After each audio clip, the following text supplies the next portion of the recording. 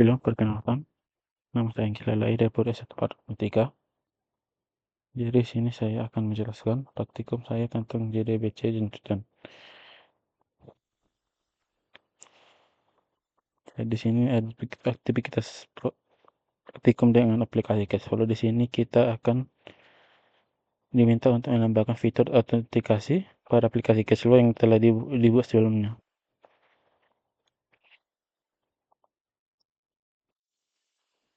Ya, tujuan praktikumnya ini adalah menambahkan fitur autentikasi login register pada Cashflow. Dan juga memastikan setiap data Cashflow tersimpan dan dapat diakses sesuai dengan pengguna yang sedang login. Biasanya di sini JDBC ini adalah untuk interaksi dengan database, fungsionalitas autentikasi dan orientasi. Autentikasi di sini adalah proses memverifikasi identitas pengguna, misalnya melalui username dan password. Dan terdapat juga aplikasi Cashflow, yaitu program sederhana untuk mencatat masukan dan pengeluaran sehari-hari. Sini terdapat auto context, ini adalah kelas beranotasi. Request scope, ini berarti ia menyimpan informasi pengguna yang sedang dilogin khusus untuk satu permintaan HTTP. Kemudian untuk controller di sini ada Cashflow controller. Di sini untuk menjaga data. Itu pertama validasi akses untuk meminta status login via auto context, isolasi data menyantik ID pengguna yang sedang login ke setiap operasi CRUD, dan hasil data hanya data Cashflow milik pengguna tersebut yang dapat diakses dan dimodifikasi dan dihapus. Identitas yang terdapat Cashflow.java. Di file ini mendefinisikan struktur tabel Cashflow yang di database, yaitu penambahan kunci asing. Telah ditambahkan file berupa private user ID, ditandai sebagai kolom yang tidak dapat diubah, updatable atau false, dan tidak boleh kosong. Dan ada konstruktornya, yaitu ditambahkan untuk memudahkan pembuatan objek Cashflow dengan menyertakan user ID secara eksplisit. Aksesnya berupa getter dan setter. Untuk user ID juga disediakan. Ini ada repository. Repository ini ada file Cashflow repository. Di file ini merupakan antarmuka untuk operasi database. Semua query telah diduplikasi untuk menyertakan file where user ID. Yang pertama ada find by keyword. Ini query pencarian hanya mengambilkan data yang memiliki pengguna untuk pengguna dengan user ID tertentu.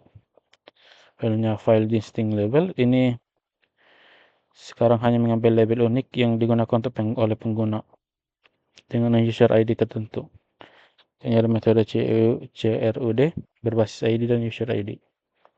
Ini find by user ID and ID yang digunakan untuk operasi read dan update. Ada access by user ID and ID, ini digunakan untuk operasi delete. Ini ada service. Ini adalah file ini berisi logika bisnis untuk menggunakan repository untuk memfilter data tersebut berdasarkan user ID. Sini ada key data Cashflow. Ini transaksi yang dapat dibuat menggunakan user ID yang diberikan memastikan objek yang disimpan di database memiliki pemilik yang jelas. Get all Cashflow. Ini menggunakan Cashflow repository find by keyword. Ada get Cashflow by ID. Ini menggunakan Cashflow repository find by user ID and ID untuk menjamin otorisasi. Update Cashflow untuk mencari data lama. Ini delete untuk memastikan data ada dan milik pengguna menggunakan access by user ID. Jika verifikasi berhasil, data akan dihapus. Ini untuk control testnya. Di control test ini terdapat Cashflow control test, yaitu menguji lapisan API dan HTTP. Pengujian ini berfokus pada interaksi internal dan peran kontrol sebagai gerbang interaksi pertama.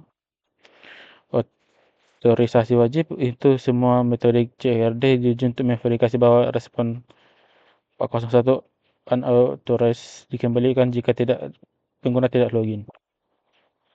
Hanya verifikasi user ID untuk memastikan bahwa controller dengan mudah mengambil user ID dari on contact dan menuliskannya ke lapisan service dan membuat, membaca dan memperbarui atau menghapus.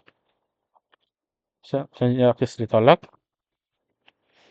Ini untuk operasi update dan delete untuk menghilangkan respon not found jika service mengindikasi bahwa data tidak ditemukan atau user ID pengguna tidak login dengan cocok dengan pemilik data.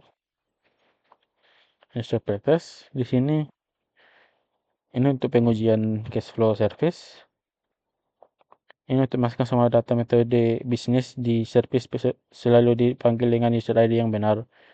Selanjutnya kepemilikan diuji secara spesifik bahwa update dan delete akan gagal, mengalihkan null atau false jika transaksi yang dimaksud bukan milik user ID yang sedang dicoba mengaksesnya.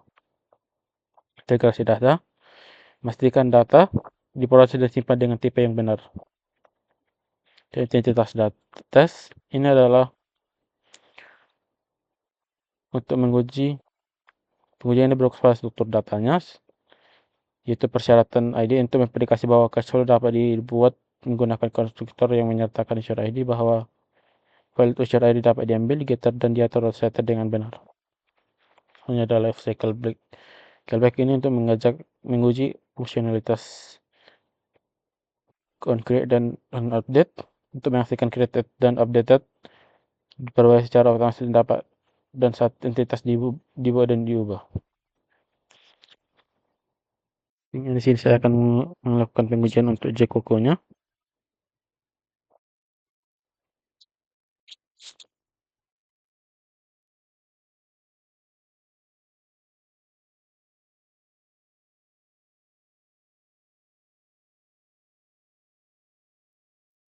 Ini langsung ke pengujian Jcoco-nya bahwa semuanya sudah 100 dan tidak ada yang merah lagi.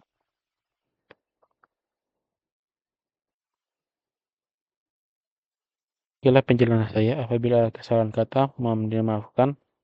Sekian dan terima kasih.